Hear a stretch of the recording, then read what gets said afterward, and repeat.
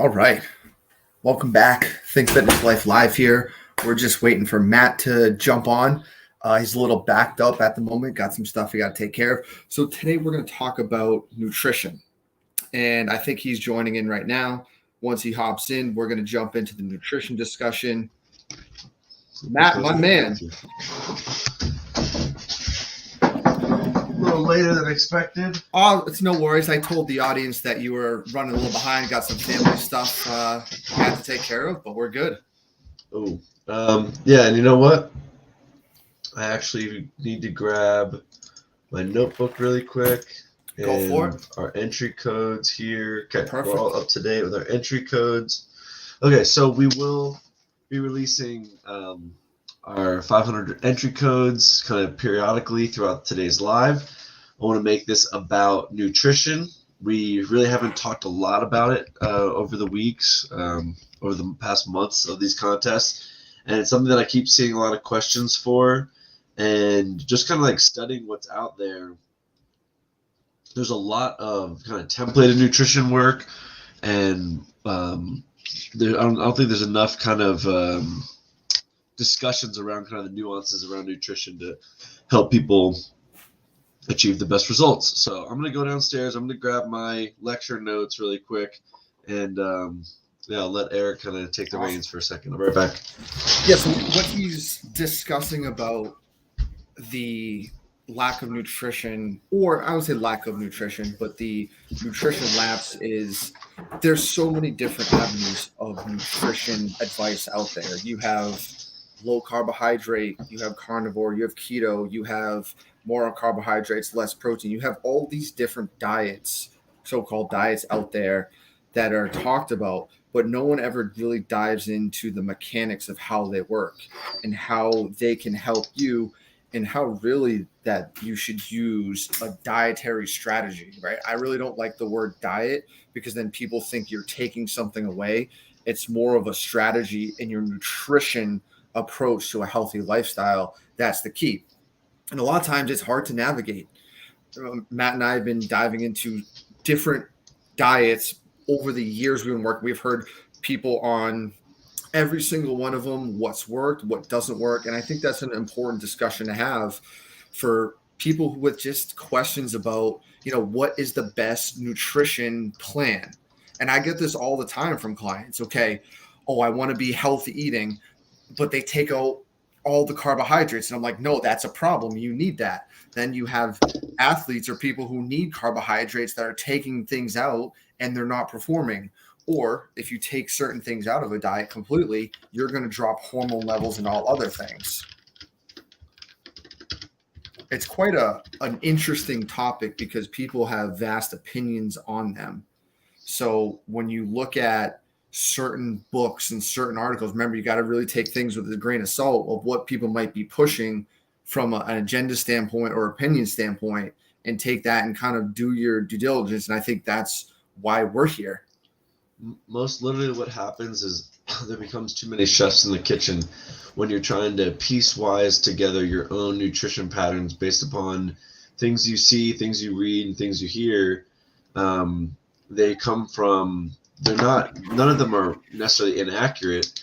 They just have different contexts. So sometimes when you take a snippet of information that you want to apply to your patterns that's at a different context, and you apply it with something else, sometimes they can overlap and cause problems and not the best results that you're looking for.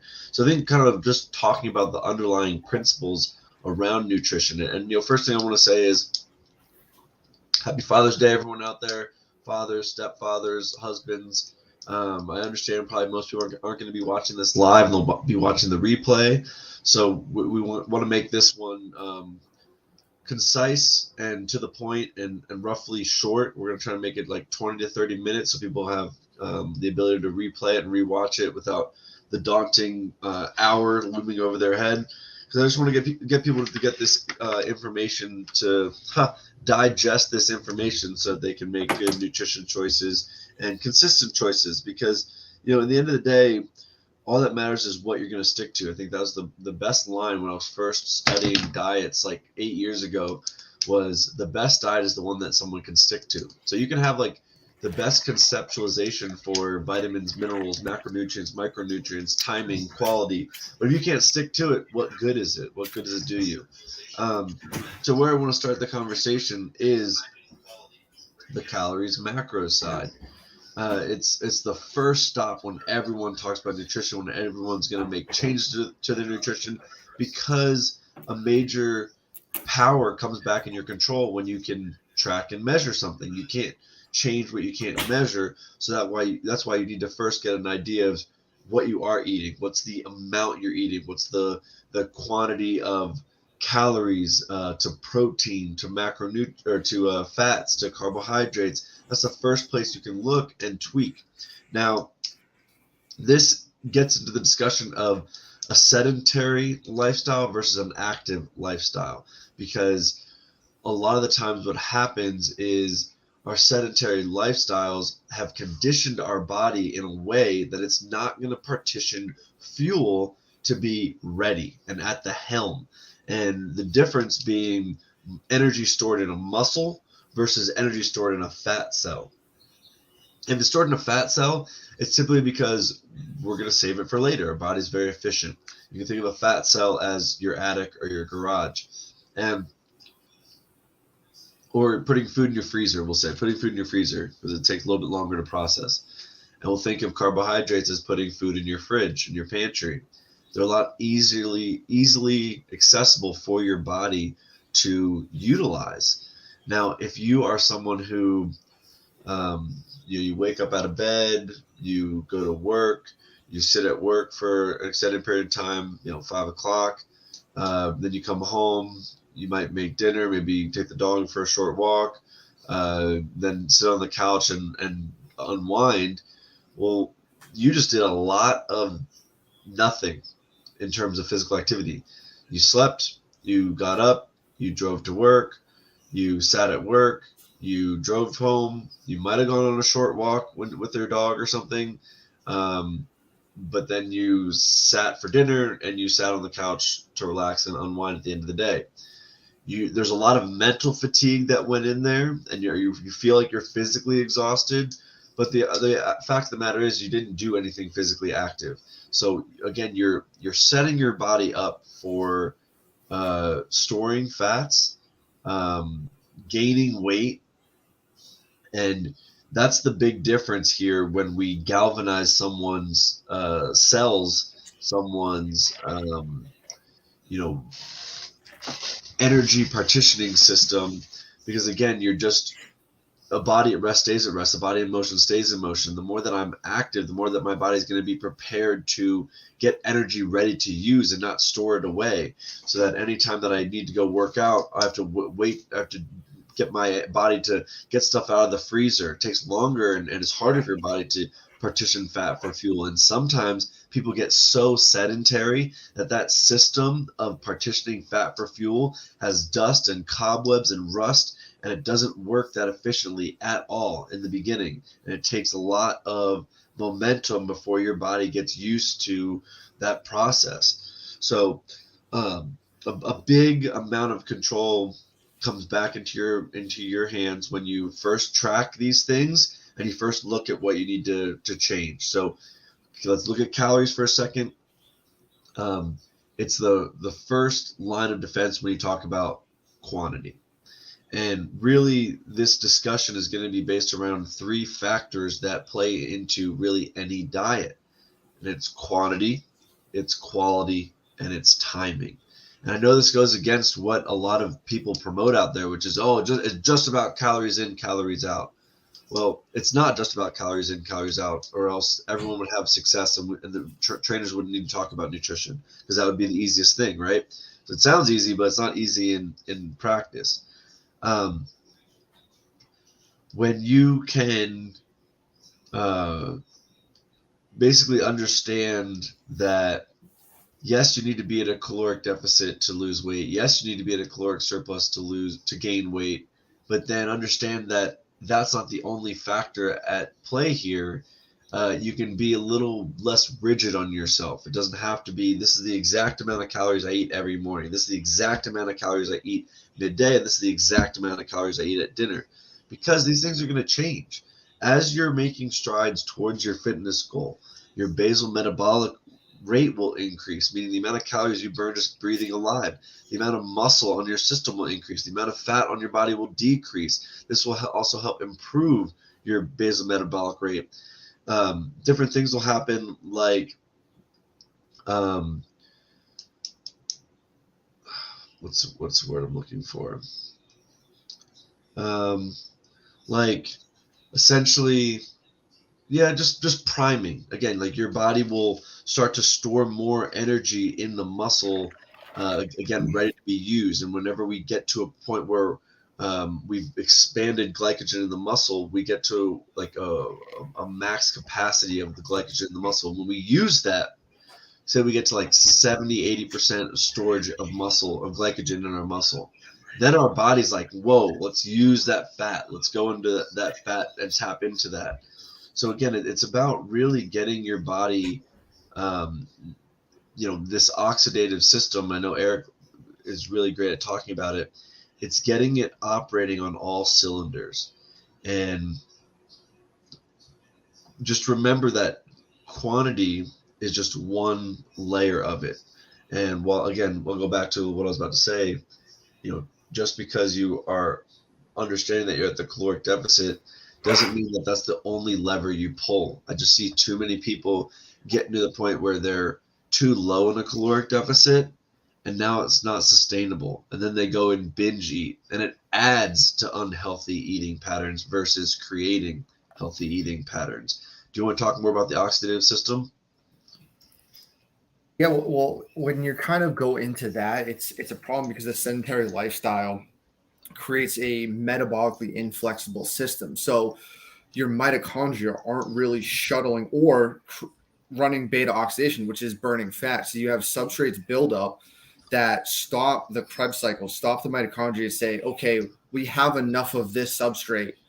We need to shuttle it and run fatty acid synthesis, which is going to store fat. And that's where excess food, fat or carbs, is going to be stored as excess body weight or in the forms of triglycerides throughout the system because you're metabolically inflexible at the mitochondrial level. And this is just going to happen if you're just not sedentary. I mean, you can have a spot on diet, but you need to be active. And changing the macro ratio is also very important when it comes to being metabolically flexible.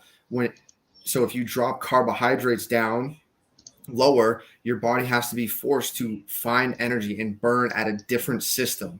So it's not always having to deal with glucose in the system and trying to run that through the metabolic process. And that's the most important part because it's like you have excess gasoline.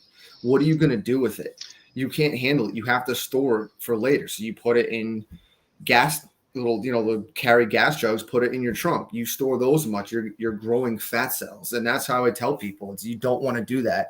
You want to burn gasoline and put good fuel in. And this is where sedentary people, or on the standard Western diet, it's a ratio of 3 to 5 protein to carbs.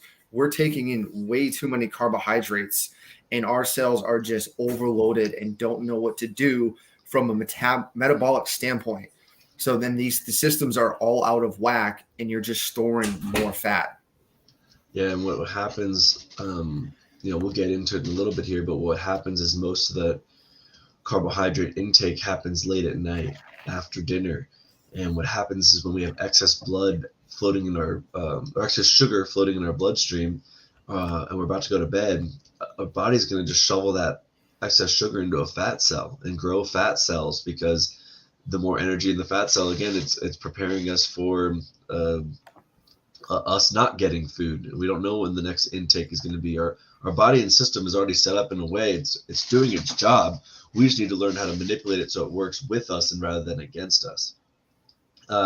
First promo code I'm going to announce is CHEST, CHEST, and then we have 4 left as we go here. So moving the discussion along to the quality side of things, I want to talk about low inflammatory risk foods. and high inflammatory risk foods. Obviously low inflammatory is going to be more vegetables and things that are naturally occurring in our environment. And the reason this is super important is because not only can I get leaky gut and intruders get through my gut wall, which your gut wall is only one cell layer thick, and for those who are really interested in learning more about the gut specifically, Dr. Gundry and the plant paradox and the longevity paradox, I'll put his um, link below here. He was a heart surgeon for 50 years, and he now just totes all about nutrition and how that's really the make or break of someone's health and longevity. And we've known for some time. I mean, people talk about 80% of the game is what you eat. Let food be thy medicine, Hippocrates. Like, we've known for thousands of years that food is the fuel to us.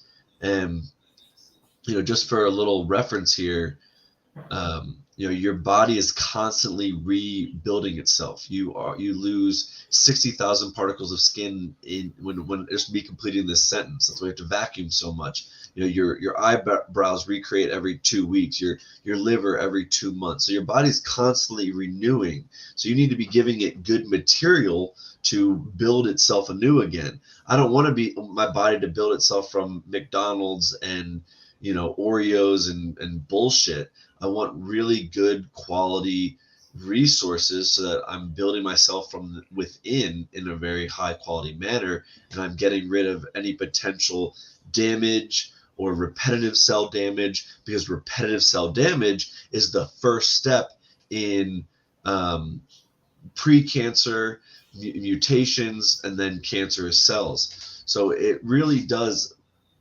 We're talking on the cellular level here of improving your health and performance. And what Dr. Gundry really promotes is minimizing your potential risk for inflammation, because again, back to that gut wall, your gut wall is one cell layer thick, but the surface area of potential damage, if you think about all the ways it's got to weave through your small and large intestine, it's the size of a tennis court. Okay, so I eat one little grain of popcorn and it has to weave through that without causing any damage to my one cell layered thick gut wall. When I have the damage to the gut wall, I get what's called leaky gut. That's gonna actually allow intruders in. It's gonna make it harder for my body to process any toxins or waste out of the system. Some of these intruders will actually attach to different spots. It can attach to joints and cause joint pain. It can allow our autoimmune response to kick on in full drive 24/7, and we get to hormonal fatigue, metabolic fatigue. Our immune system's not working as well. It's like always working, so it's kind of like again, like at a 5% less than its capacity. So when we get sick, it's already knocked down a peg and it loses to these viral or bacterial infections. That's kind of the basis for why some people got slapped by COVID or even a mere cold, and other people did really well with it, because their immune system might have been working for 20 years and they don't have a good, clean, well operating system. So it's super important to treat your gut well, to eat well. It is our life source. So there's so many compounds out there that are potentially inflammatory causing, damage causing, leaky gut causing, which can again lead to your weight gain, prevent from any weight loss. And just to name a few would be dairy or any fillers and alternatives to dairies like carrageenan, corn or corn syrup or high fructose corn syrup. Wheat also tends to be because of glyphosate and Roundup that we use heavily on our wheat products. They've seen high doses of glyphosate in a lot of Kellogg brand products. We also in this country we separate the wheat from the germ. So instead of it being like a live product that we're consuming to give us more life, it's kind of already dead material, just kind of grounded into a fine powder and just basically becomes like a simple carbohydrate again. Soy, vegetable oils, and these are just to name a few. And really, it becomes about identifying when you're eating something that's problematic. So coming back to kind of self-diagnosing or the symptoms that you might be experiencing, it might be GI bloat, gastrointestinal bloat. It might be gas. It might be indigestion. It might be acid reflux. It might be headaches. It might be kind of a brain fog or inability to focus. There's a lot of different kind of results that we can feel after eating something that we shouldn't have. And it's about getting really good insight at the feedback that your body is trying to give you from what you eat, so you learn the best nutritional patterns that work best for your system. And just for we'll get into grocery shopping in a little bit here, but that would cover kind of the quantity side of things. So we talked about, or quality, excuse me. So we talked about quantity. If you can dial in with, focusing on proteins, depends on what your goal is. If it's weight loss, maybe you're just minimizing fat intake and minimizing carbohydrate intake. But really then going back to the quality now and focusing on really good fats and focusing on really good carbohydrates so that they interact with your body in a positive, adaptive manner versus a maladaptive manner and causing more harm and more damage to your system. So the last piece we'll talk about here is timing, and then I want to save some time to talk about kitchen and grocery shopping. But another promo code is BACK9, B-A-C-K, and then the number 9. That gives us 3 left. And moving on to timing, these are some simple rules of thumb that you can keep with you. But I think the biggest one, or the biggest two, I'll say, that make or break people's success in their fitness journey is eating 4 hours before bed is going to do eating within 4 hours before bed is going to do damaging effects on your metabolism, and it can lead to weight gain, and it can impede your body's ability to recover from that night's sleep and clean out inflammation, because what's happening is your body spends about 30% of its blood to digest. So if I'm eating within 4 hours before bed, a lot of my blood is digesting that food. Thus, in my first REM cycle, which I get the most brain inflammation cleaning out of my first REM cycle, I'm at 2/3 capacity. I'm at 70% of my operation ability in that first REM cycle versus having all my blood cells able to clean out inflammation in my body in my first REM cycle.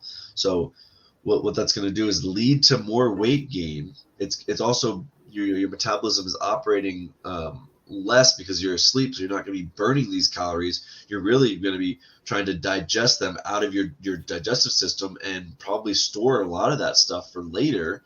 Well, then you might get up and eat breakfast, so now you're adding more to your system. You don't need to eat breakfast at this point. You need to get the energy out of your system so you can be at that deficit, so you can be losing more weight, burning more calories than you're taking in. Another piece here is I want people to be eating more in the morning. So if you're already eating late at night and then you're eating first thing in the morning, well, you have a very short non-eating window. And if you think about your digestive system as you at work, if I sent you to work 7 days a week from 8 to 5, you would reach a fatigue. You would burn out. Same kind of thing with our digestive system. It needs a break. It needs to replenish enzymes for macronutrient and micronutrient breakdown. It needs to basically improve its efficiency by having a little bit of rest, so it can backlog all its precursors, precursor enzymes to do everything it needs to do with breakdown and energy partitioning. So, I think the old adage was eat breakfast like a king, eat lunch like a queen, and eat dinner like a pauper, because when we eat, we are fueling our metabolism. You can think of your metabolism as this like little internal fire in you. I want to throw kindling on that so it's working. So when I eat first thing in the morning, I'm all systems go. I'm turning that on. And if I stuff my face late at night, that system's been firing all day long. It's trying to shut down. It's like right at 4 o'clock or 4:30 when you're about to leave on a Friday afternoon, and your boss puts 100 stacks of paper on your desk to complete. They're either not going to get complete, or they're going to get completed in a very shitty manner. So you're trying to basically get more of your calories in the early part of the day, middle part of the day, so that you can eat less calories later in the day, and your body can appropriately shut down, complete its digestion, and let blood be used to clean out inflammation while you're sleeping, and then start over fresh from a reset position in the next morning. Um, I think other things with timing I want to just touch base on in terms of potential risks or potential problems would be eating too much before your workout can tend to weigh you down. Eating a lot of sugar before bed is just going to add weight to your system and store more sugars in your fat cells. Proteins and fats take longer to digest than carbohydrates, so get proteins and fats starting early, so that enzyme release and production is starting earlier in the day. So you're not just feeling your first bite of protein and fat shouldn't be late at night, because again, this process takes longer to digest. You're going to be digesting in that first REM cycle and impeding on your body to recover from your sleep. And then the last thing with timing is just your post workout is the biggest opportunity for permanent change. So you got to think that when I work out, I was this sponge, and I just squeezed out all that glycogen. So I was that sponge, and I squeezed out all that water. At the end of my workout, my body needs to absorb things. I want to make that the best quality stuff I can find, and I want to make it in good balance of proteins, of fats, of carbohydrates. But let's not even say carbohydrates. Let's just say fibers. Getting vegetables in at this point. You have. Well, at that point, you can do carbohydrates post workout. It's probably the best time to do it. Totally. I tell people post workout, that's when you get the most carbs, and then after that, your carbs are decreasing or none, Yeah. because you're in that sponge. Your muscles are going to take that in and replenish glycogen rather than have it running in the bloodstream as glucose. So I think that's one of my strategies I tell a lot of my clients is like, hey, you got most of your carbs post workout, and then you're minimal throughout the rest of the day. It's just one of my tactics I'm working on is I want people to think of fiber instead of carbohydrates. So like eat an apple and some eggs or a piece of salmon or chicken post workout. Yeah. So you're getting good protein, you're getting your amino acid profile, you're getting sugar, but it's not like I don't want you to eat Sour Patch Kids. I know a lot of CrossFitters are fine with just eating a lot of candy post workout. Well, that's just bullshit. Because they are getting their carbohydrates. No, I know. But I would say, like, if people listen, the carbohydrates are not that. Like, it's not a simple sugar like solution, right, like Snickers or any of that. Is just goes back to our quality. That's crap. Carbohydrates are your sweet potatoes, any kind of like white rice. Other than that, don't even think about poor quality carbohydrate choices. Like, that shouldn't even come across your list of what should be eating. And I know people do that. They're like, oh, I need simple sugars. I've had people they ate cereal post workout. They're like, oh, it's simple carbohydrates. Yeah, but no, the average person should not be doing that. It should be chicken, white rice, and vegetables. That's been a staple in my diet for years. And they're just so nutrient deficient, a lot of these carbohydrate sources that are refined or in our stores. So that's why you want to eat real food. I can't stress enough. And I think that one of the best things about eating fruit is that there's nothing God made or nature made that has sugar and doesn't have a fiber in it. Only man makes things that just have sugar in it. But typically everything that is in nature has a sugar and fiber. And the fiber helps encapsulate these sugar molecules. It helps aid in the digestion and helps protect your gut lining from any damage from these sugar molecules. So while we're saying carbohydrates, and in reality it is just like getting a little bit of sugar in your system as well as some of the fibers. The bigger picture is that you need 3 macronutrients. You need proteins, you need carbs, you need fats, but you need 40 or 30 to 40 micronutrients. There's this idea of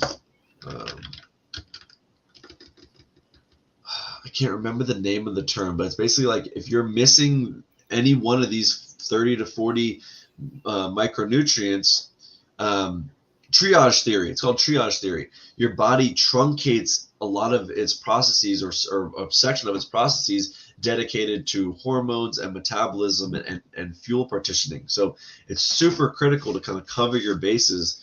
And, for those who are in the supplement world, athletic greens is one that has a comprehensive blend of 75 vitamins and minerals, and it's pretty good, but it's pretty empty too.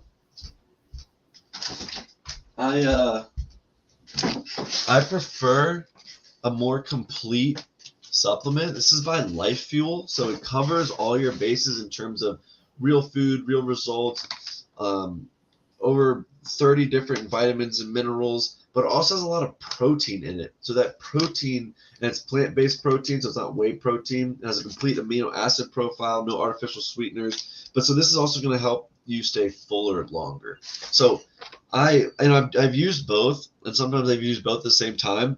But for this one, I don't really feel like it does too much for me. For this, it has all the same things that's in that, but it has more protein, so I feel like I get a better recovery and I stay fuller longer. So that's something to think about too when you're thinking of supplements, thinking about your meal plan, thinking about your routine with eating, is what's also going to help you stay fuller longer, because that's going to help prevent you from snacking or eating a lot more than you should. And I was say, you got to remember the athletic greens. If people look at supplements and they look at it like they're the same, and they're not, because of, especially when it comes to protein profiles, like athletic greens are like a green superfood giving you those a ton of nutrients, a ton of stuff, but it shouldn't supplement what you're eating on a daily basis. That's not a replacement shake. And then there's other supplements that have protein added. So they're, and people always realize when they're talking supplements, it's a very cautious world, because they're trying to give you what you might not have. And then some are going to give you what you don't have plus protein. And there's always these, cross benefits analysis. You're not going to, the athletic greens, I've had it. Like I don't know. I just feel like I'm drinking like another shake. I don't feel any different. It doesn't but in order to full at all. Like, no, because it shouldn't. It's more just giving you those minerals and nutrients for absorption. Which I'd rather just have like a spinach shake than at that point. Yeah, I mean, you could do it, and then people just they don't want to do that. But at the end of the day, I tell people you got to look at your blood work done for like the vitamin and nutrients levels, like vitamin D, because you're right. If you start dropping levels of those nutrients, you're going to start running different systems. Your metabolism is going to change. Your hormones going to change. Thyroid's going to change. Brain function is going to change. And that's why there are these superfood supplements like nootropics, like AG1, like all these other companies. Thorne has some great stuff that help you aid in your performance. But you can't talk about that stuff if you have a crappy diet. And I think people do that. They're like, oh, well, I eat like crap, but I take AG1. It's like, well, what are you trying to do? You're just damaging the gut, and then you're trying to heal the gut with the superfood. Supplements are there for when your base nutrition is already 100%. So I can't talk to people unless they they're eating like solid food. Then I can talk supplements, because people will try to, and you can use supplements to, enhance nutrient profile.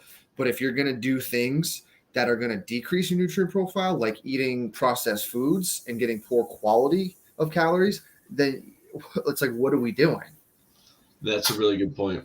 Really good point. It's supposed to supplement your already good behaviors, not trying to supplement to fix something based on your bad decisions.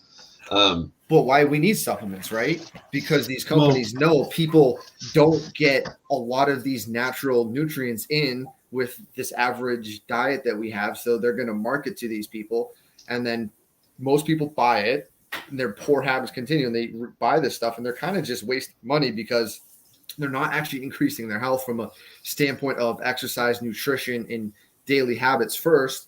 They're just saying, oh, this is going to enhance it. And Yeah. Don't get me wrong. I do use a lot. I mean, I have a good amount of supplements that do enhance my performance and my cognitive ability. But the nutrient profile of my eating is already at a standard level where it needs to be. I'm just enhancing it further. And I think that's an important thing when it comes to like you talking calories versus, good, bad. A lot of times bad quality is just processed calories. I hate that calorie is a calorie because it's not, it gets absorbed differently. And a lot of times with the supplements, here's the benefit of supplements because it's liquid form, the absorption rate is a lot better than it is in actual food. And some people might need to supplement with more of a liquid powdered form because their body doesn't absorb as much. And there's that thing where if you ever eat an asparagus and your urine smells, Yeah.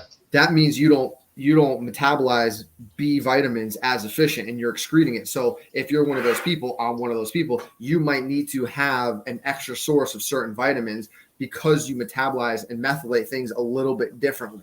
And that's just as it goes. And people will understand what they put in their body and how it reacts. There's so many things that you can put in that can be inflammatory, reactive. Everyone's got their different thing. And I think it's important to help people understand that you could eat a vegetable and it can be inflammatory to your system because of the way your genetics are. And this is where nutrition, it's very hard because I can't do foods with high oxalates. It bothers me. So a lot of raw vegetables with high oxalates disrupts my system. But if I can cook that stuff down, it's better. And I think that's where people get confused because it's like, oh, there's a bad list of foods, there's a good list. Like, no, it depends on what your body reacts to it. And we're about to get into that. And yeah, it's so true. Like, this is why we wanted to give a good lecture, a good starting lecture, but then just have this a continued thing that we touch base on. And maybe Wednesdays are midweek live and we talk more about training then to keep people accountable during the week. And then Sunday gets to be more about nutrition because it is very specific to the individual. And it's right. It's very true. Like, plants wanted to live through time as well. Mm-hmm. So there's a lot of protective mechanisms to these seeds of these plants so they can live through your digestive system and keep procreating through time. And, I think a big thing, well, first of all, I want to release another promo code or another bonus entry code. It's CORE and then the number 4, CORE 4. So that's 3 so far, and we have 2 left to go. I didn't space these out very well this time, and we're already over the 35-minute mark. So I'm going to try to wrap things up here. But I want to just throw this out there in terms of nutrient prioritization. You want to think about fiber. Fiber is going to help bulk up your stool. You can think of fiber as the bus that helps slow down digestion and take things as like a transport molecules and take things through your digestive system so your gut wall and your digestive system can take proteins and fats along the way as it needs it. So fiber would be like sweet potatoes, white rice when it's cooked and cooled becomes a fiber, broccoli, carrots, leafy greens. All these things are very fibrous and help bulk up our stool and aid digestion, help feed our gut wall and help create a thicker gut wall through its ability to eat and process. Then you want to go from fiber, you want to go to protein. Protein is going to help you be fuller longer.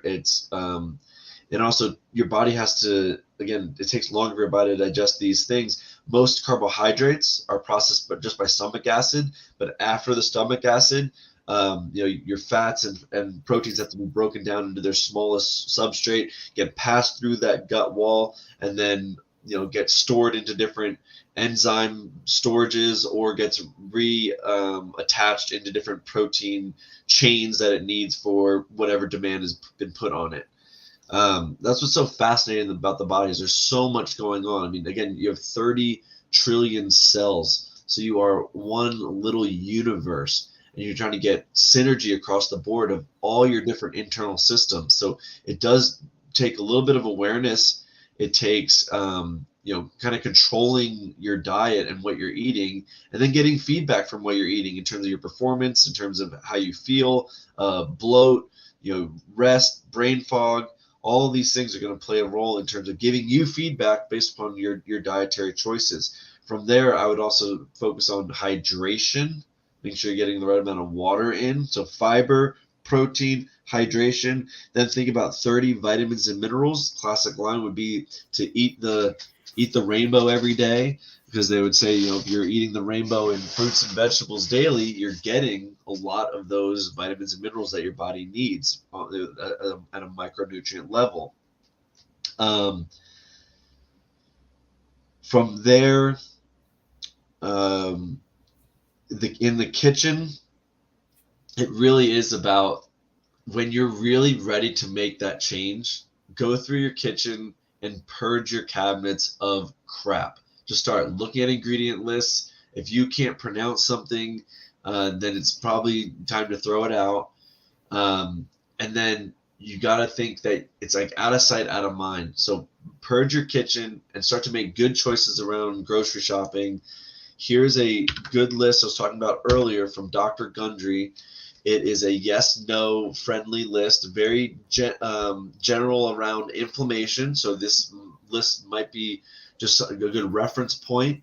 It doesn't mean you necessarily always have problems with these things, or you always are going to be great eating the things on the yes list. This is a great scientific backed, from a heart surgeon who studied inflammation in the body, and now only talks about nutrition. This is like the mecca of grocery lists in terms of what you want to keep around, what you want to consume, and what potentially could be causing more problem than potential good things. In terms of just generally speaking, you want to keep things easy on yourself. This is going to be hard. This is going to be hard to make changes towards a land that you aren't familiar with, and have to throw away all the comforts of the things that you are familiar with. And I see a lot of people find comfort in being overwhelmed, in having poor habits, in feeling anxious, in making excuses. They're comforted in that phase, but you need to get comfortable in the uncomfortable phase of the work, of maybe a little bit of pain from time to time in terms of stomach pain, brain fog, not eating what you want to eat, a little emotional pain. You need to get comfort in that side of it so that you can create better habits, create this better life for yourself, create this future you have envisioned for yourself. And it'll be that much easier to maintain when you have easy, simple, inexpensive groceries and easy, simple recipes at the helm, at your fingertips, ready to go, so that you can stay consistent and make these changes. And in terms of specifics to the grocery store, just throwing out a few here. By the way, another promo code is going to be FOCUS3, FOCUS, and then the number 3. We have one left to go. Rice, sweet potatoes, bananas, eggs, olive oil, spinach, coconut milk, blueberries, chicken, carrots, broccoli. I just gave you your grocery list right then and there. Those are all great things to start with that are very neutral in terms of the inflammation profile and risk. They're all very high quality in nutrients. There's definitely a conversation further down the line in terms of the quality of nutrients and the rate of vitamins and minerals in the food versus like what Eric was kind of talking about earlier. We make produce now, like in these monocrop farms, we deplete the soil of the vitamins and minerals. The food is kind of empty calories, and we never get full or satiated from it. That's partly why I do a lot of my gardening stuff, because nothing tastes as good as a tomato out of my garden or a strawberry out of my garden. And it's because the mineral and vitamin content in it absolutely plays a role in its production value. There was one other thing I wanted to talk about.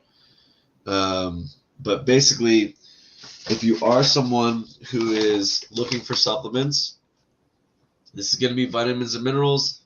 It's not really going to keep you fuller longer. It might cover your bases, but I just am a firm believer in better I have a better experience with this company. It's called Life Fuel. One thing I love about them is that they do all third-party testing on all of their ingredients. So they test for bioavailability specifically, which is our body's ability to absorb the nutrients. They also have done a lot of research to make zero impact on the environment with their process. They have green facilities, they're organic, they're 100% plant-based. They have compostable packaging, there's no GMOs. So I just love that they're thinking about the hive here. So they're trying to give a product that's good for the bee, but they're also trying to protect the hive so that they're not doing any damage to the system overall. And I've actually worked with Life Fuel. I talked with Chris Mandarino, and he got us a promo code. So if anyone's interested in trying this product, you can use this promo code to get 10% off at checkout. And that's really about it today in terms of nutrition. I see we have a question pop in the chat. Why is white rice better than brown rice? Also, sweet versus regular potatoes. Great question. In terms of white rice and brown rice, there's a compound known as a lectin. And a lectin is a broader family of gluten. Gluten is a type of lectin. Lectin is in high amounts in brown rice. Now, no matter what, you still want to rinse your rice before you cook it. You remove part of the starchy material that can impede digestion. But they've shown that the way that when you cook white rice and then it's cooled, it becomes a resistant starch. It becomes a dietary fiber at that point. So white rice tends to be less inflammatory risk than your brown rice, but it still matters on the process. And there's a lot of hairs being split there. But if I take like my instant rice and cook that and eat that, I'm going to be at a higher risk for inflammation in my gut than if I took like a nice long grain jasmine rice, maybe imported from Thailand or Asia somewhere. I rinse it and then I cook it. That's going to be a higher quality rice than your instant rice. And really that's a lot of the problems behind certain foods is the process. I'll take quinoa as another great example. You go buy quinoa in the store off the shelf and go cook it at home. That's not historically how we ate quinoa. And quinoa is going to cause GI bloat and inflammation and possibly leaky gut because it was cooked too soon. We typically, and beans, right? Beans get a bad rap too, but it's not, beans don't kill people. We killed beans. We historically soaked these things for a long time, sometimes weeks at a time before we cooked them. That helped remove some of the inflammatory compounds that were on the product itself.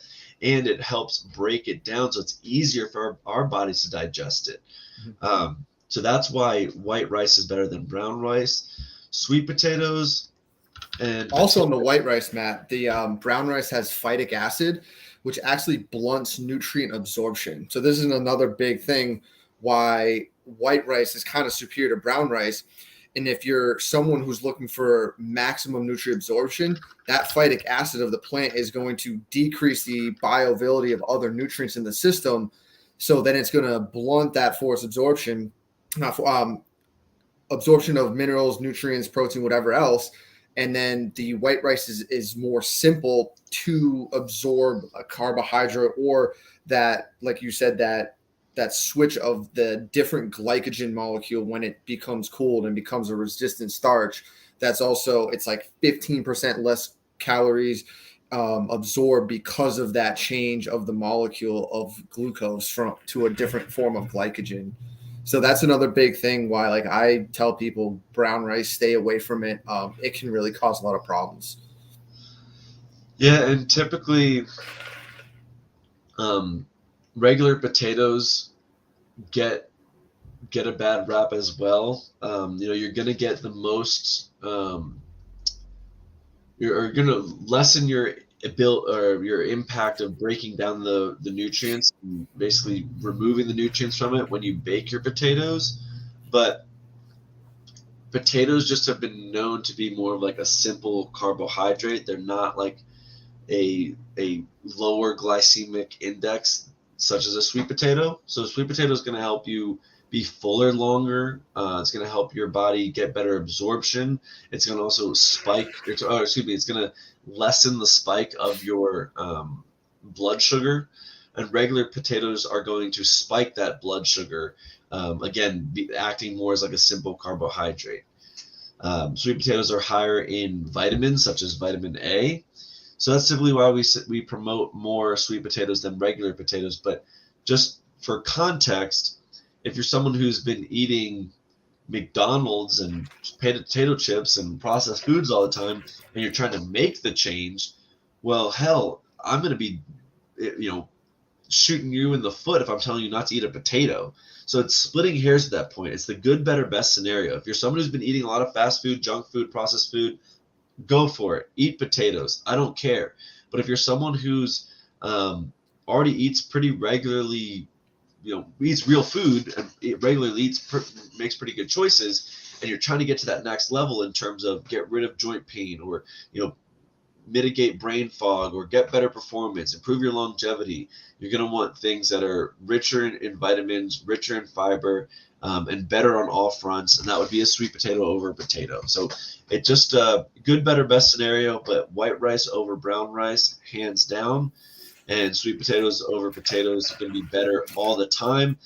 But doesn't mean not all the time, because this is for athletes. Are there any athletes listening? Actually, potatoes have sweet potato.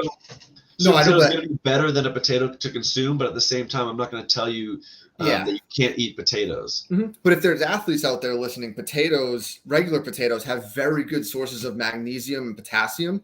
So that's potatoes. Also, but I believe regular has a little bit more magnesium on that side thing. So if people are in for performance, like cyclists, I know we have some on our channel, that might be a good thing if you're going for performance the next day or that day or after for recovery. So it's like, you're right. We are splitting hairs.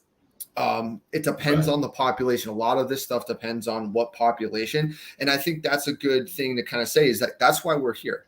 We're here to help coach people. And if people need the coaching, come find us, come do an hour of nutrition coaching. Now, we can't tell you exactly what to eat, but we're going to coach you on what to eat, how to eat, and how to change that behavior and how to change your life. And that's what we do. So, a website, check out our program. We offer nutrient coaching, one-on-one coaching. That's why we're here. And I just want to wrap up by saying I had the opportunity to sit down with Kelsey Wells last week. And for those of you who don't know her, she's an online trainer and fitness influencer. She sells the most amount of online weight loss programs next to Nike. And she coaches retreats. She coaches a lot of women. And she has some very inspiring words that I want to pass along. She just talked about how, envision the best practices that are going to give you the best results, and envision who it is you want to be and what it is you're looking to gain out of all of these changes you're making in your fitness and health and your routine. And you're already there. Accept that you're already there. But to do that, you have to accept what you're doing right this second. And it was such a powerful piece, because I think so many people, and one piece that I took away from it was that so many people are kind of hiding their bad behavior by making some of these better choices and projecting to their highest self, but they don't really want to be there yet. They're still clinging to this idea of I love eating fast food. I love self-sabotaging. I'm really not in love with the way I look, or I hate my body, or I have really bad negative self-talk. So it's just super important to really remember that you are there already. It's all about focusing on the process, not the product. We get so distraught when we think about the product goal of what I look like in the mirror, or what the number is on the scale. Love those things right now. Be so grateful for everything you have right now, and then you will have and be on the path to exactly what you want. And you'll be honest with yourself about what it is what's in your control, and you'll be focused so much on the process you won't get your bubble popped and wind taken out from your sail by always looking at the results. She also said this: you don't plant a seed and then dig it up every day to check for the root growth. That would ruin it. You plant the seed, you water it, and then you're patient. So yeah, last promo code is courage, COURAGE, and how very fitting, because you should have the courage to take control of your life, to make these better choices. We're trying to give everything we can, so you have all the tools at your fingertips. You know, I've added the grocery list in there. If you're someone who is looking for just a do-it-yourself program guide, we have not only 6 different program paths just based upon your access to equipment and your fitness levels, but in this guide we have over 150 recipes where it breaks it down step by step. It has the macronutrients and caloric intake right there in each recipe. It has a barcode scanner so you can keep track and measure into your MyFitnessPal. And we also included a Hack Your Brain ebook to help people identify some of these self-limiting beliefs so that they're not sabotaging themselves on the way, and they're already basically living their best life. Not on the way, already living their best life every day, and it's just a matter of time before they have the look and the feel that they're after. And that pretty much wraps it up. I'm so shocked to see how many people are on here today. Thank you for stopping by. We'll give it some time now. If you have any questions, feel free to show them, throw them in chat. And hey, Eric, just so you know, like, you don't have to start the live if I'm not here right on the hour. It gives us like 3 minutes of buffer time before we can before it like has to go live. So just I just being punctual, my friend. I wasn't sure if something I didn't hear from you. Something came up, so I was like, all right, we'll hold the fort down while I'm waiting. I was actually watering my garden, to be honest. That's right, getting I was those so nutrients happy going. I have these. I can't really like show my camera to the window. Doesn't reach, but I have these big potato sacks, and they're vertical so that there's a little window at the bottom, so you can basically harvest the carrots and potatoes out of it. But obviously the plant goes out the top to absorb nutrients from the sun, yada, yada, yada. And I have 3 that are potatoes and 2 that are carrots. The carrots grow really fast. If anyone who has ever gardened before, you can start carrots any time of the season. They will grow so fast. But the potatoes have been taking so long. And just today I see a little leaf pushing through the soil coming out. So I was pretty excited and just making sure everything had water. And, it's actually a really great analogy. Like we are in a way, like our bodies, our health is like a garden. We have to plant these seeds, we have to give it room to grow, and we have to water it consistently and make sure it has the right nutrients. And then we have to be patient. It's the biggest thing that I struggle with. I always want my next goal in mind to be the next workout, but you got to be patient. That's right. Well, I think that wraps it up. There's no other questions. Michelle, thank you so much for your question. Thanks to everyone else who showed up. And happy Father's Day. Happy Sunday. Get after it and keep living your best life. We'll see you guys Wednesday for more live training. And we'll be coming up here on our giveaway. We almost have a month left to our giveaway. I'm excited. That's right. Someone's getting a bike, a bench, a bar. Someone's going to start getting after it with some new equipment. $1,500 worth of equipment. I've already kind of priced out on Amazon. There's so many different ways we can go. And I'm just going to work with the individual who wins and build out their home gym. But yeah, I'm also in the process of getting this app up and ready because we want to try to streamline this process for people. And I just envision like everyone being able to access their workouts on the app, being able to access us and ask questions, and then us just kind of like weeks at a time or month at a time, just like throw new programs out there for you guys to try and stay consistent with. Because a goal without a plan is just a wish. And on that note, no more trite statements or quotes coming from me. Do you have anything else you want to say to wrap up, Eric? I'm good, man. Just have a great rest of the day. Cool. All right, everybody. Catch you next time.